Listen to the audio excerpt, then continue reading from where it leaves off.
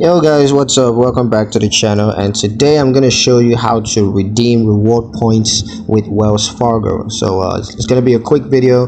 Let's just get straight into it. So first thing you got to do is to sign into Wells Fargo's online banking, or you can go to the mobile banking app and just sign into your accounts there. Once you're signed in, you just want to click on credit cards, and then you want to select the credit card. Next, you're going to click on rewards and then select the redemption option.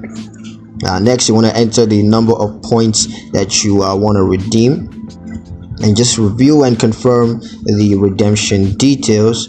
Let's just wait for the redemption to be processed by the system, and then review and understand the redemption's terms and conditions.